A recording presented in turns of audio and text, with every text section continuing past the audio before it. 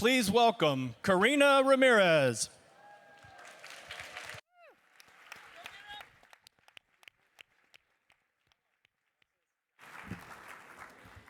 Ah, look at you, so beautiful. Buenas tardes. Vamos a hablar en español primero y después en inglés, ¿ok? Spanish first and then English. Mi nombre es Karina Ramírez. Soy una de las coordinadoras de diversidad de Ciudadanos por un Clima Vivible. Mi trabajo es ayudar a nuestros capítulos a realizar actividades de divulgación dentro de la comunidad latina en los Estados Unidos. Algunas de mis metas son aumentar la participación de latinos dentro de CCL y continuar promoviendo nuestra organización a tantas comunidades latinas que se comunican en inglés y en español. Good afternoon. My name is Karina Ramirez. I'm one of CCL's diversity coordinators. My job is to work with volunteers who wish to conduct outreach events inside the Latino community throughout the United States. Some of my goals are to increase Latino engagement inside CCL and to continue to promote our organization to as many Latinos who communicate in English and in Spanish. I have the honor to be able to introduce Madeleine today. One of the things that I love about working with Madeleine is that she's always willing to listen and provide guidance to me and to the members of the Latino Action Team, and now the members of the new People of the Global Majority Caucus. She is outstanding, and I am just grateful and proud to be able to have an opportunity to work along with her. Please join me in welcoming Madeleine Pera, our Vice President of Programs.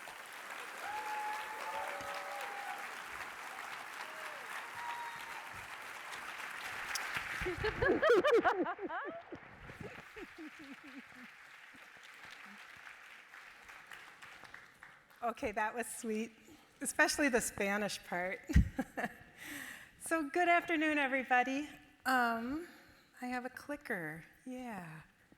There. Oh, it clicked by itself. So, in my regional conferences this spring, I talked about what's different now that a bill is out, and Mark Reynolds talked about play. It's good that there's one of each of us because we bring different things to the organization. So, you know, in my early years on staff, I would try to figure out how I could be more like Mark, but eventually I figured out that it'd be smarter to figure out just to focus on being myself. So here I am. It was really useful to me, though, to observe really carefully how he did things, especially the things he was handing over to me, and to learn from him. So I'm grateful for that. All right, so things are different now that a bill is out. And so I decided we'd do this session differently. You might have noticed, if you've been here in other years, that this isn't the planning session or the strategy session, it's the team building session. And that's because, for one thing, you've been planning and strategizing really quite well back home. Now, never fear, you are still going to hear from Dr. Danny Richter, our Vice President of Legislative Affairs, tonight, so don't miss that, as he talks about how to move forward on HR 763. But we shifted the focus this afternoon to team building because it's more important than ever that our organization grow, not just in numbers, but in our ability to reach for everybody across all kinds of differences. So welcome to the National Team Building Plenary. We're going to do some things all together, and then you'll go be with your region and states, because the connections that you have among yourselves are where a lot of magic happens, and every year we hear how important that was. All right, so back to play for a minute. Mark did an exercise in the regional conferences, and I asked him to do it here because taking time to work on ourselves, as Mark likes to say, is a really important first step to being able to think about the world from different worldviews and different points of view. All right, and then after that, we'll hear from a diverse group of CCLers, from our volunteers, about their experiences in CCL and their advice to us for doing outreach to more people like them. And then we're going to close with a reminder that we aren't alone here in the US. So I'm going to turn this over next to my boss, my mentor, and my co-conspirator, CCL Executive Director, Mark Reynolds.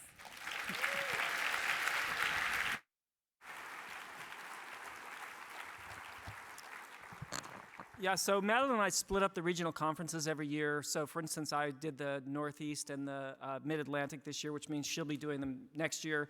We cover some stuff together. We cover some stuff the same. If you were at the regional conferences with Madeleine this spring, it was right after the bill came out, and so you remember her saying something to the effect of, you probably notice you're really happy now because the bill just came out. Well, don't worry, you'll be back to being miserable soon enough.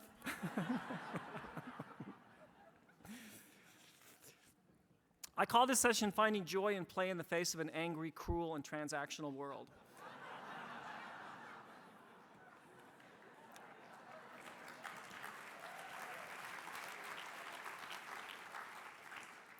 I think if you did the climate advocate training this morning, or maybe any time in the last couple of years, it's possible that you would think we designed the climate advocate training as a reaction to the world that we're working in right now, but we didn't. When I wrote that 10 years ago, the basic design features were all designed to try and work in a non-conventional way. So we said we would work in favor of things rather than against things. We said we would work to find what was in common with us and other people.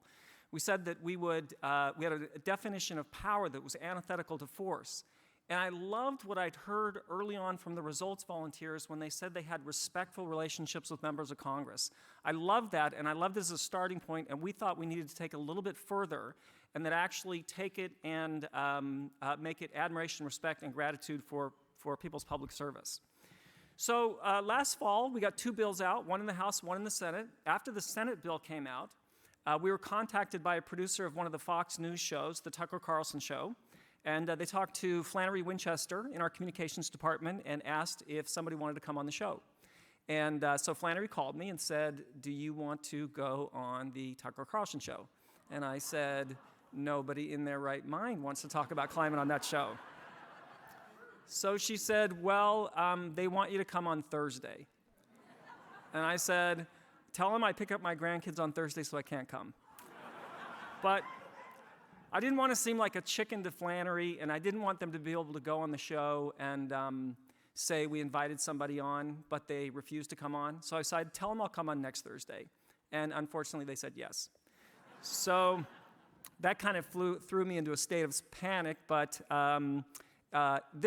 Fox took it down, so you can't see it anymore. But anyway, your CCL staff worked me over pretty hard, having me do practiced answers, and it was mostly Leslie Beatty, our marketing manager, and Flannery Winchester in our communications department.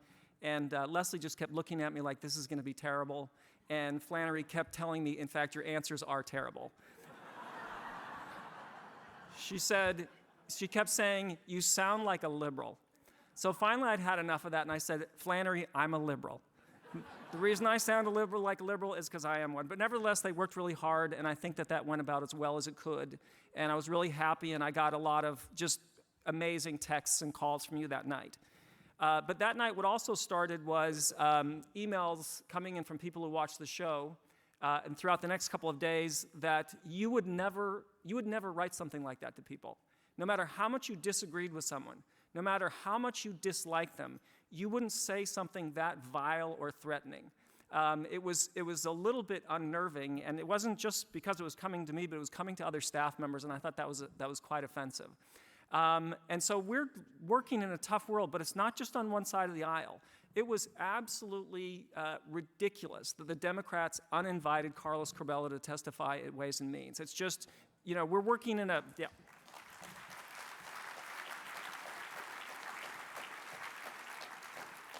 We're working in a world where way too many people are on the verge of being offended, are on the verge of being outraged, and we need to seriously work on improving that. I must say, though, that the responses from all of you more than made up for the attacks I got by email. Even my family was positive, which never happens. My daughter and son-in-law watched with my 4-year-old grandson, Elliot, and he said, why is Grandpa on TV? So my daughter says, he's talking about saving the planet. And she said, why is he talking about saving the planet? And my son-in-law says, because that's what he does. He's a superhero.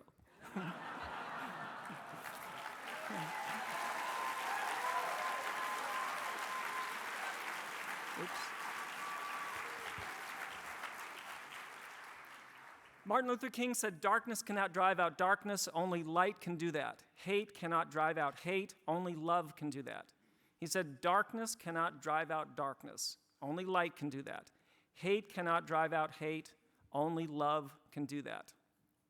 And I love this definition of leadership from Edwin Friedman. He says, the real problem of leadership is a failure of nerve. Leaders fail not because they lack information, skill, or technique, but because they lack the nerve and presence to stand firm in the midst of other people's emotional anxiety and reactivity. So I don't think that we're saying more people need to take on leadership roles, but I think this is a kind of leadership we're looking for. The real problem of leadership is a failure of nerve. Leaders fail not because they lack information, skill, or technique, but because they lack the nerve and presence to stand firm in the midst of other people's emotional anxiety and reactivity. And then, you know, some people talked about the amygdala part of the brain as the lizard part of the brain, the fight or flight. So when we reactivate the fear center of our brain, we are reactivating 0.25 of 1% of the brain. So I think it's natural for us, for a kind of a starting point, to start from fear. But if that's all we have, then we're getting way less of the brain than we want, and we want to see if we can activate more of it than that. So what I went to work on 2 years ago was trying to bring more play into the regional conferences and asking the people in the regional conferences, how do they bring play to the work of their chapter? And so I asked the question, how do you bring play to the work of your chapter? And it was a really bad question, and I got bad answers. So people would say things like, well, occasionally we go have a beer. Okay, well, that's great, but not exactly what I'm going after. It kind of reminded me of, how many of you remember about 30 years ago when a new comic strip named Dilbert came out? Remember that? Okay, and it was hilarious at first, right? I mean, it was a fresh way of somebody making fun of the workplace. And for a couple of years, he was really funny. And then in the heyday of all that, he wrote a book. And so I bought the book because I was a huge fan. As I started to read the book, what it seemed to me he was doing was trying to explain why the comic strip was funny. Now, that is not funny. It's kind of stupid. Like, let me tell you why it's funny. It either occurs to you as funny or as it's not. And that's what the question, how do you bring play to your chapter, kind of pulled out. Anyhow, I want to kind of back my way into how we got a better answer. I mean, a better question that got way better answers. In 2011, Rob Ha started the Pasadena Foothills chapter. And Rob is a physicist who works at Jet Propulsion Laboratories. When he was dropping Amy Bennett and I back to the train station in his electric vehicle, of course, we asked him, what are you working on, Rob? And he said, landing something on Mars. Yeah. So he said it the way you and I would say, going to the grocery store. So all the way in the train ride back to San Diego, Amy and I'd say, so what are you working on, Amy? And she'd say, landing something on Mars. And so the next year, JPL did land something basically the size of an SUV on Mars that was still working until a few months ago. And so if you were on our monthly call back then, you remember that when we got to the reports from the field and what we did this month, we said we had 66 letters to the editor, we had 3 meetings with members of Congress, and we landed something on Mars. We took full credit as an organization.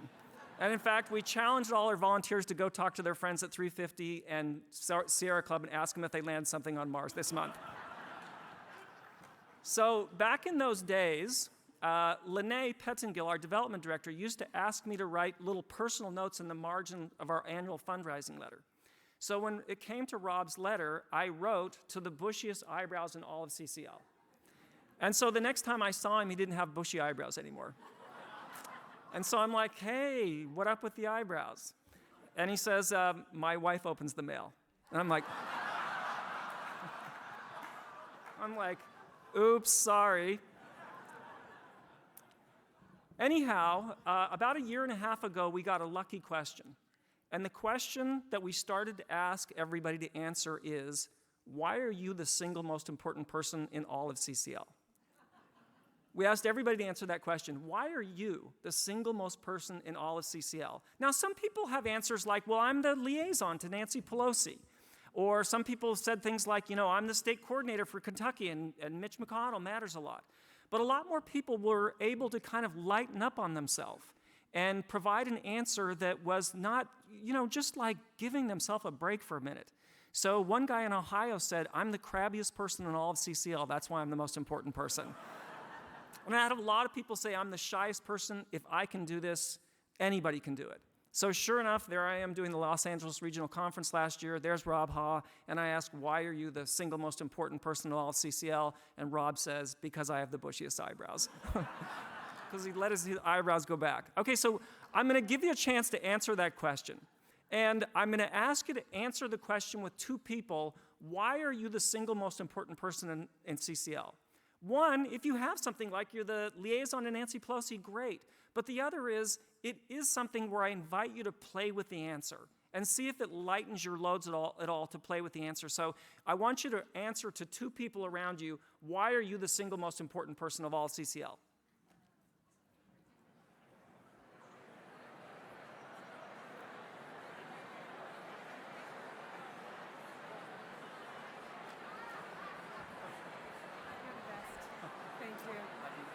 Okay, all right.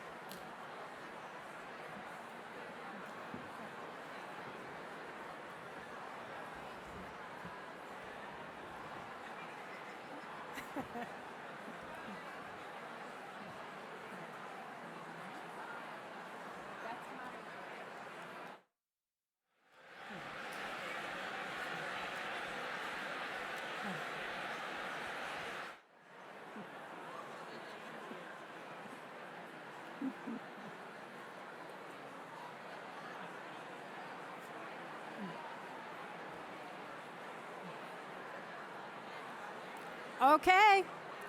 All right, important people.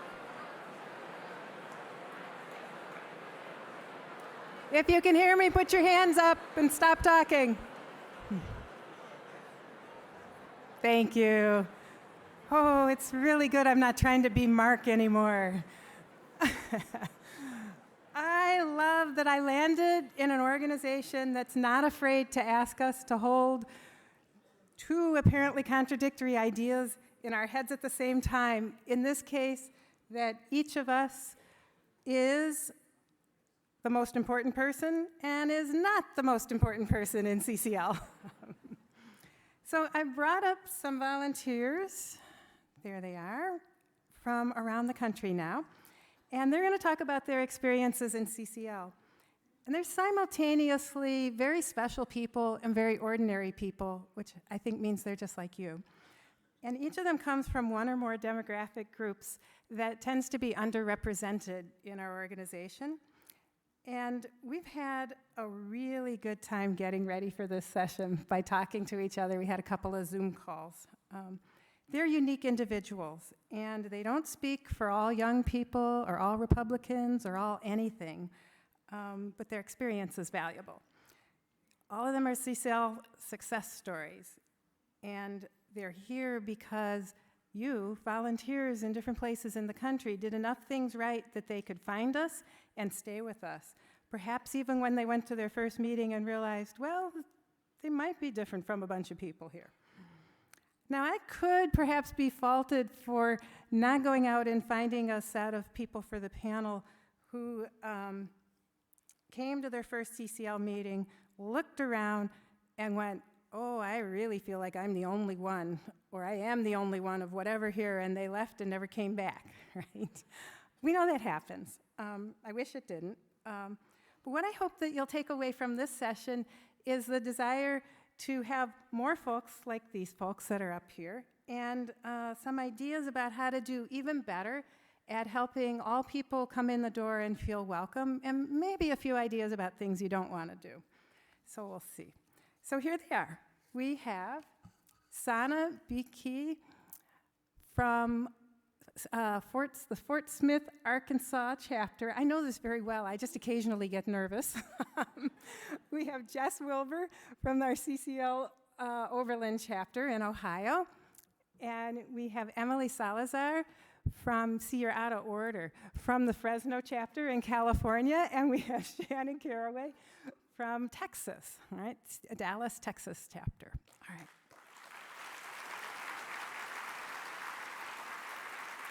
All right. So I do want to warn you that you're likely to leave this session wanting more. And like I said, we've spent a couple hours on Zoom with each other, and we haven't begun to run out of things and to tell each other and stories to tell. And we have 30 minutes for this. So I'm not going to be taking questions, but I encourage you to write your questions down and ask them of somebody else that's around you, because they are likely to be really useful questions. So let's have them first each just say a little bit about their background, and we'll start with Soniyyah, if you would. Thank you. Hello, my name is Soniyyah B. Key. I am from Fort Smith, Arkansas. I am a licensed ordained clergy in the Disciples of Christ. I facilitate 2 community groups, PACE, Police and Community Engagement, Bridges, and I'm also the chapter leader of CCL in Fort Smith, Arkansas.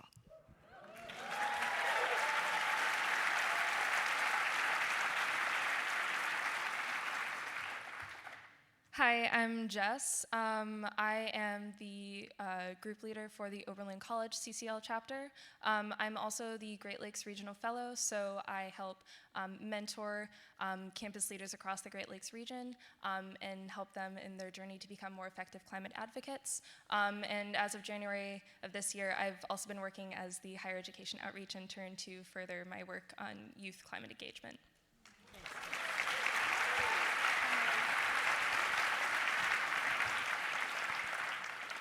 Hi, my name is Emily Alejandra Salazar. I'm 18 years old from Fresno, California. I just finished high school. I'm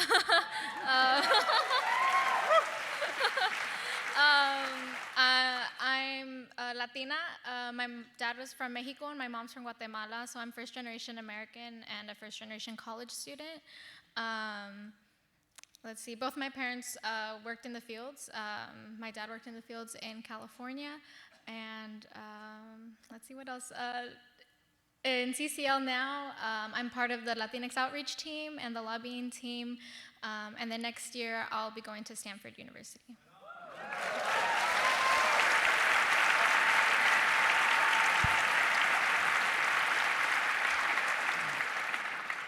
Hello, I'm Shannon Caraway. As Madeleine said, I'm a member of the Grapevine chapter, which is in the Dallas-Fort Worth area. I've been in the energy industry for about 30 years, specifically the electric portion of the energy industry, and I'm a conservative. I've been a member of CCL for about 2.5 years, and I'm deeply appreciative of all those who came before us, and which was very seldom conservatives, that started this organization and started the push for what we need to be doing with climate. And so my focus is really reaching out to other conservatives and trying to bring other climate deniers like I was for so long along to see what I now see and try to become part of the solution.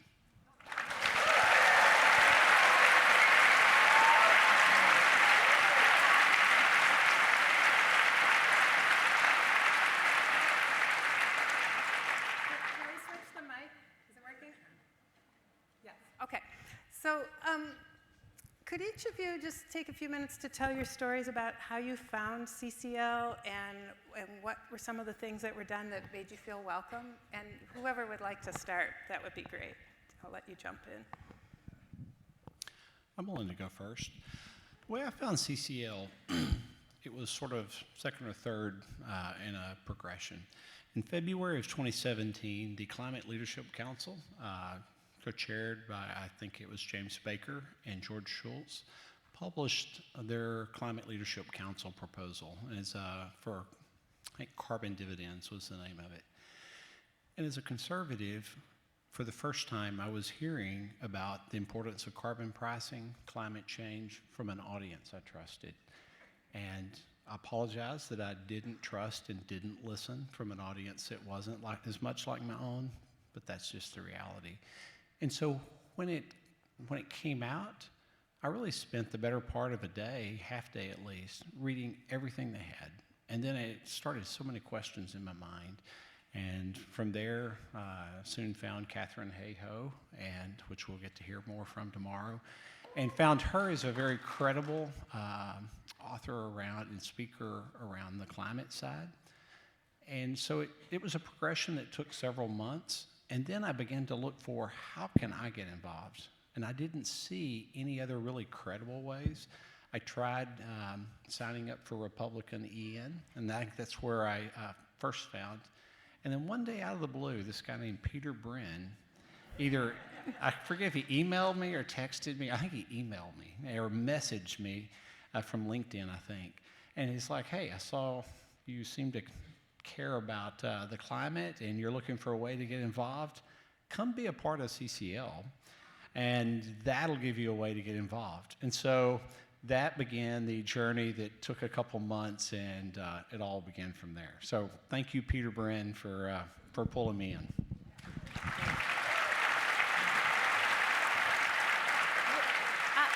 I love how you're cheering them on. We will have more time for them to talk if we don't applaud after every time they talk, although I feel that way too. When do you want to jump in next? Back in Fresno, I was a sophomore in high school, and they had an event right near my high school, kind of just raising awareness about climate change, and CCL was tabling there. I saw our chapter leader there, Connie. She was there, and what drew me to the table was that I saw the information in Spanish.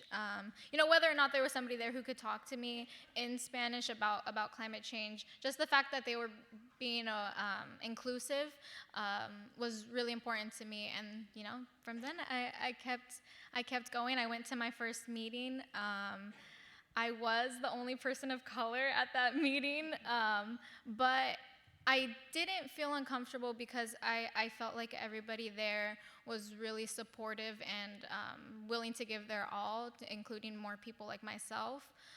It came from a really sincere place, and I think that's what's kept me going in CCL. Even when I come here and I see I'm still a minority, everybody's very willing to ask questions like, what can we do to get more people like you involved? And I've never felt like I've been treated like a token. We just want you here present just to represent and don't really want to listen to what you're saying.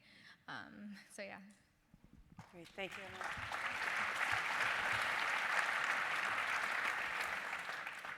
I grew up very much valuing my time in nature and enjoying my time in the outdoors. My dad was raised on a turkey farm in rural Wisconsin, and my mom spent all of her childhood outdoors. And I began to learn from an early age about climate change and about environmental degradation, and I developed a strong desire to want to do something about it. Unfortunately, growing up, there weren't really any outlets for me to do anything about it. My schools didn't even have an ecology club for me to be a part of. So I went to Oberlin College because I'd heard about how strong their environmental studies program was, and I thought that that's where I would really blossom and get to finally be involved in the climate advocacy movement. In my first semester there, I didn't really find myself getting too involved with it.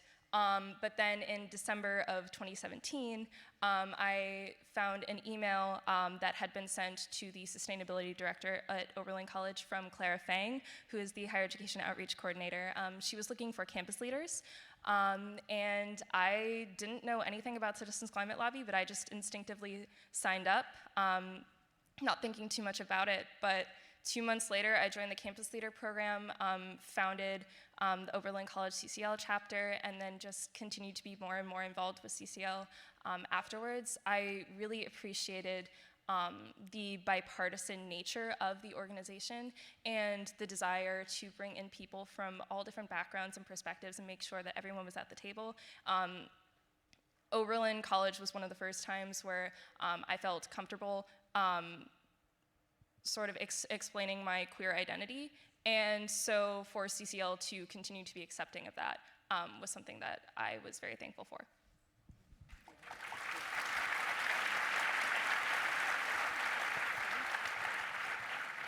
So around 2015, I left a church, and I went on a bit of a journey to sort of find how I could be me in a space. And I had a friend named Robbie Wilson who invited me to a CCL meeting.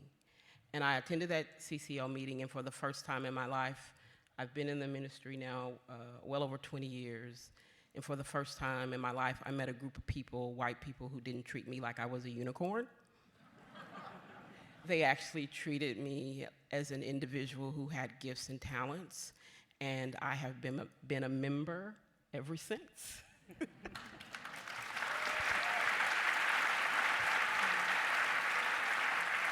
Thank you. So one of the things that jumps out at me is that, each of you had people that reached out and helped you navigate the waters, and that sound like have remained important to you. Are there other pieces of advice you might give our groups as they're working to be welcoming to everyone? Things that you've seen happen in your groups that might be useful? There are particular stories you might want to tell.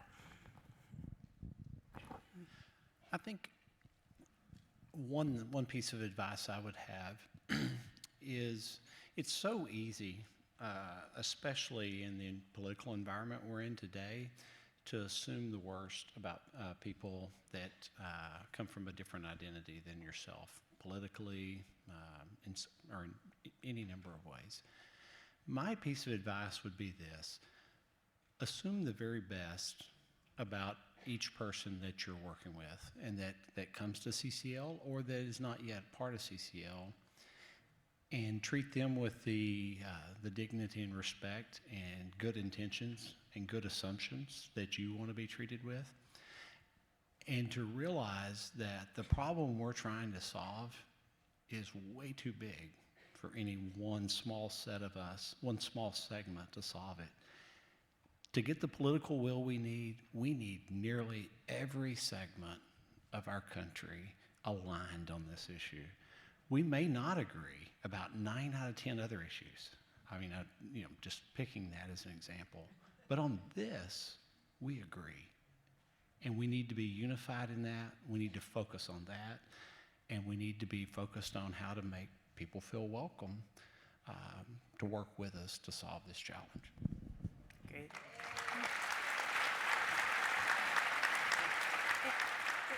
Emily, would you in particular talk a little about what it's like negotiating CCL as a bilingual person? Oh, yeah. What do you mean as a bilingual person? A person who speaks Spanish and English. Yeah. What should I say? What should I ask? Right. Yeah. We're open-ended. Okay. I think it's been a little challenging because I do want to include more people from my own community.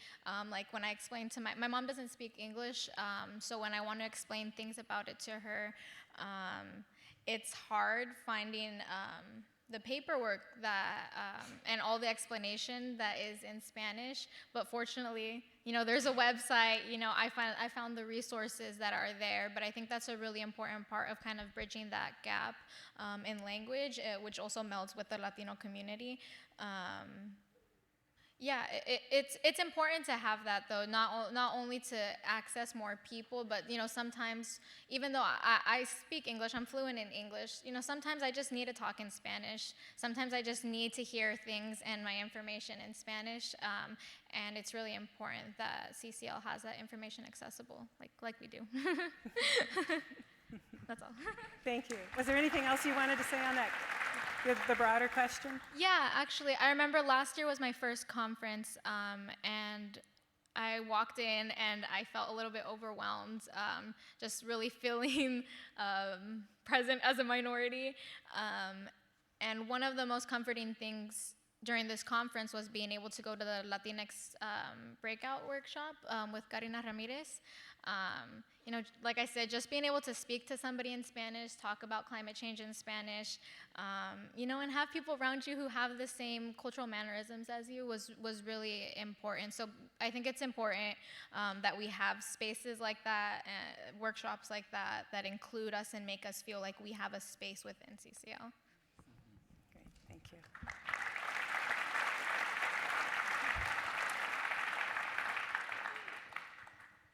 One thing I say to all the people who know me have probably heard me say this before, but one thing I say to all of the students in my chapter is that it's really important to emphasize the fact that everybody has their own experiences and their own skill sets to bring to the table, and that all of those are incredibly valuable. So every time I get a new member of my chapter, I sit them down and have a conversation with them, whether it be 15, 20, or 30 minutes, just so I can get to know them better as a person and find out how they want to be involved within the community. I think it's so important to ask people exactly how they want to be involved in CCL, exactly what they would like to get out of the experiences of being a part of this organization, and exactly how they see their own experiences and skill sets fitting in to the rest of the groups. Great. Jess, if you would add a little more, Oberlin really was interesting to me because you have a community-based chapter and a campus-based chapter, and you found some cool ways to work together where some of us can't quite figure out how to do any of that well. Sure. So one thing that was initially off-putting to me about Oberlin was that there seemed to be some sort of hostility between members of the community and college students, and I wanted to figure out where that was coming from and if there were ways that we could sort of come together and value each other's experiences, perspectives, and stories, and the way that we care about the community that we're all a part of. When I got involved with CCL, I actually didn't know that there was a community chapter until John Sabin, the group leader, reached out to me. And so the two of us started working together on projects. And something that we are still trying to figure out is how to increase student turnout at community meetings, and how to make sure that community members get to meet all of the college chapter members and get to share the experiences that each other has. So one thing that I've seen work really well at meetings is when college students attend, if we sit them down and pair them with a member of the community to allow them to share their stories about how they got involved with CCL and talk about the specific skills that they bring to the table, whether it be letter writing for an older member of the community or social media for a younger college student, the ability to exchange those skills and those experiences, I think, really brings them together and increases the likelihood that both of them will continue to have interactions in the future. Thank you. And Soniyyah, would you say whatever you'd like to say, but maybe work in the tablescapes? Okay. So yeah, I think Fort Smith is probably, our Arkansas chapter is probably one of the more diverse chapters that we have, and a lot of that has to do with the work of Jan and Robert and Shelley. And so because of the work that they've done sort of on the front end, our community now recognizes CCL as not only an ally, but also a partner. And so we've been sort of in the community for a little over 2.5 years, and a few months ago, the Phyllis Wheatley Circle, which is one of the oldest African-American organizations in Arkansas, invited CCL to do a tablescape. And if you've never been to a tablescape, it's where African-American women come together and they decorate their table, and they do this as a sort of fundraiser for scholarships in our community. And so I was so proud of our CCL chapter, because there we were in the midst of these beautiful tables, and they had sponsored us, and they came to us to say, the work that you're doing, we recognize it, and we want you to be a part of our community. And it wasn't so much of us saying, hey, come over here, be a part of us. And I think that speaks to not only what CCL is doing nationally, but how that's really affecting our local chapters. Great. I'm still waiting for the pictures, Sana. So it would be really nice, any of you who want to share, like if there's ever been a time when you weren't sure you belonged in this organization, and what was happening there and what helped you through that. If there is a story you'd like to share in that direction. This is a compliment to CCL. I have, as a conservative, actually, ironically, never felt not welcome. And the reason I say it's a compliment is the effort that you've done that preceded my time here in the last 2 years, I had the benefit of walking in, and the first time I came in November of 17, there was already a conservative caucus. There was already the conservative caucus having a breakfast or a dinner, and I was immediately pulled in, immediately made to feel welcome. And I could go on and on about examples like that. And I think that's what you're really wanting us to see here and to think about. How do we help people feel welcome that are coming from a different place than where we are? And I've just been the beneficiary of that, but we need to be aware of where that is for somebody else and help them feel welcome.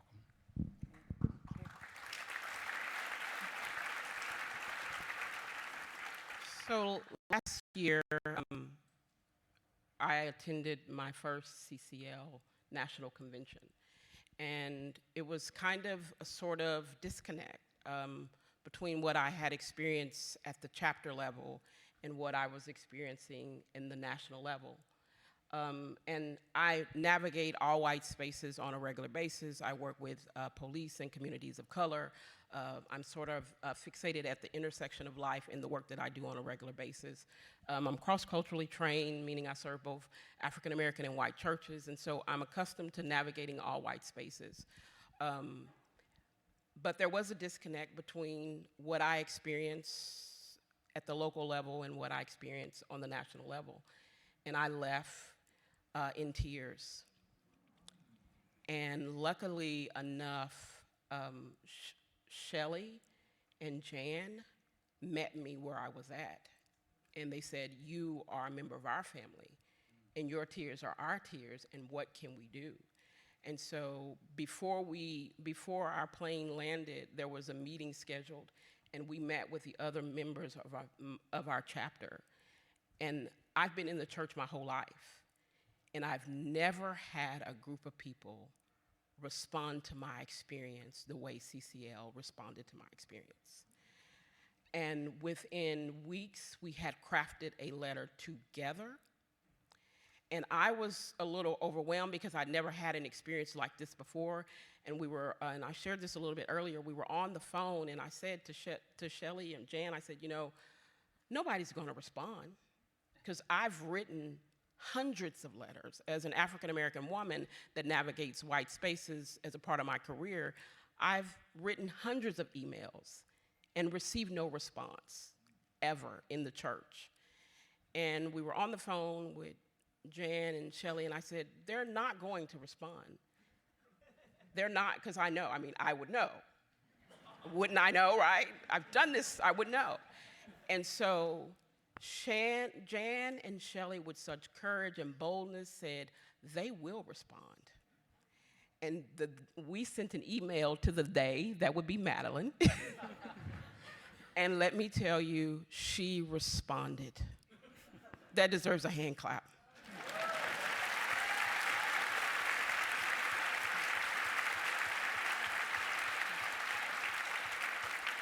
In all of my years of navigating all white spaces, she was the first person to respond and to listen. And for me, I would like to say I am here because of that.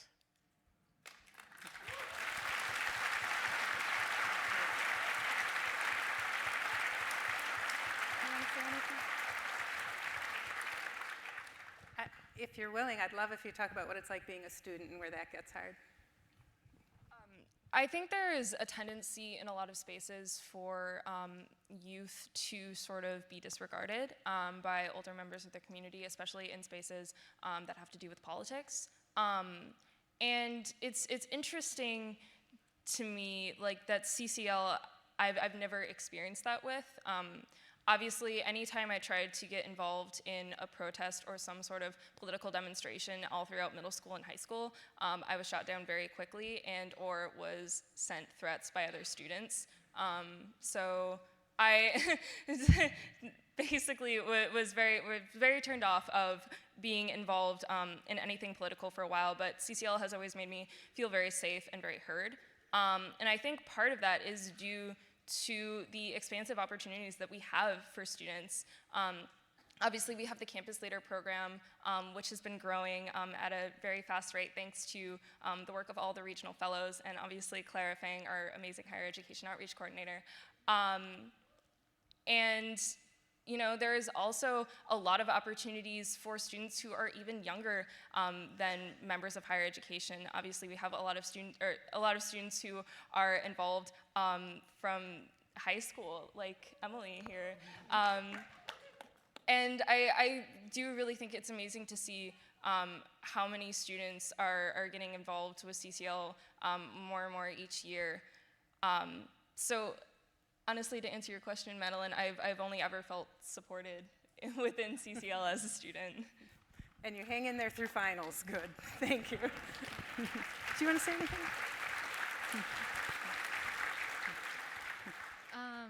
I definitely share the sentiment that Shanna shared about being a person of color and navigating this space, but also feeling that disconnect and then feeling that welcome and that embrace. That was very well said, by the way.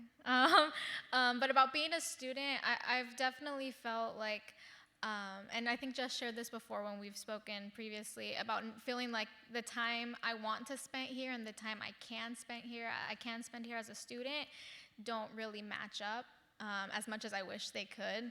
You know, when finals come up, when exams come up, college applications, you know, you have to just put this aside. And sometimes I feel like, you know, I'm lagging behind from my responsibilities that I want to have here and that I do have here. But I think the support of the chapter to just kind of like check in on you, make sure that you have all your resources, make sure that you're doing okay, that you're asking for help when you need is really important. Also, as somebody who's, I live in a low-income household, and the opportunity to come to this conference for me and for the students in my chapter was made possible because of the Inland Scholarship. You know, they made it possible for me to come here 2 years in a row, and I know I would not be able to afford for this opportunity or to come here without it. So sometimes I do feel like that could hold me back, but fortunately it doesn't because of the generosity and the support of people in CCL on the state, national, and local level. Great. Sadly, I'm going to have to make us stop. I'm going to be looking for some excuse to get us together again. This has just been too fun. So now you guys can cheer and applaud them, and then we're going to do a little bit of international stuff, but thank you. Thank you so much. Yeah, you guys. Really nice job. Yeah.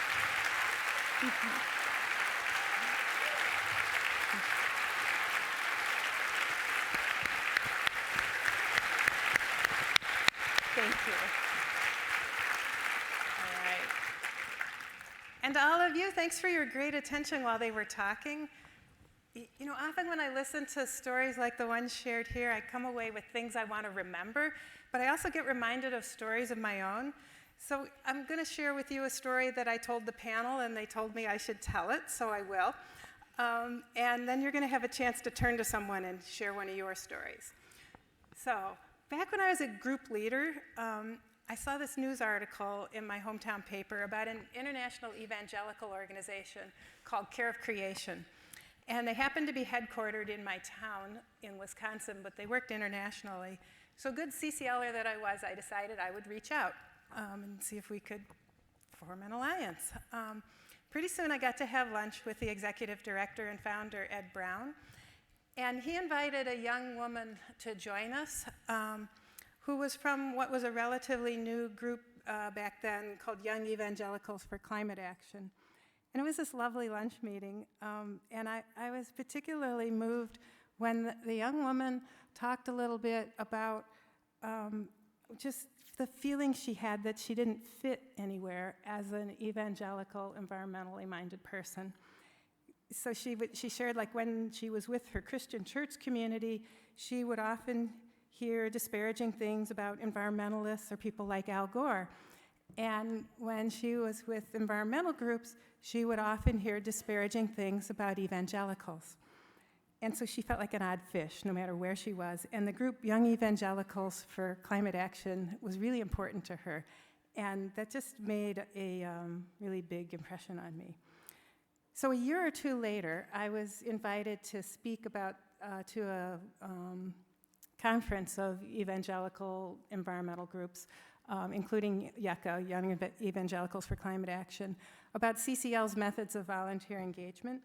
And before the conference, the young woman who was organizing it got me on the phone with her and spent some time getting to know me and then telling me, like, what it was she wanted me to do. And at the end of the call, she paused and then she said, "Would it be okay if I prayed for you now?" And this was a new experience for me. That in my prayer tradition, we don't pray out loud for people like she was wanting to do. But of course I said yes. It would have been rude to do anything else anyway. And then this Christian woman that I just met, who just had gotten to know me well enough, it's really hard with these lights, she'd gotten to know me well enough in that short amount of time about my fears and my dreams and what I was hoping to do, that when she prayed, she put all that into the prayer. And I felt so heard and so seen, and she asked God to help me with my work. And I just never forgotten what it felt like to have somebody pray for me in that way. And at the same moment that was happening, the other part of my brain was almost shrieking at me, that this realization that I knew nothing about evangelical Christians but stereotypes. And I was so mad about that because I didn't know about this, and ashamed because of all the times I'd stood silent while the disparaging remarks were said. And so that was the beginning of my making a decision to not stand silent when those kinds of remarks are said about evangelicals, or really hopefully anybody. So a door opened for me because of me doing that, and I'm so grateful for that. Okay.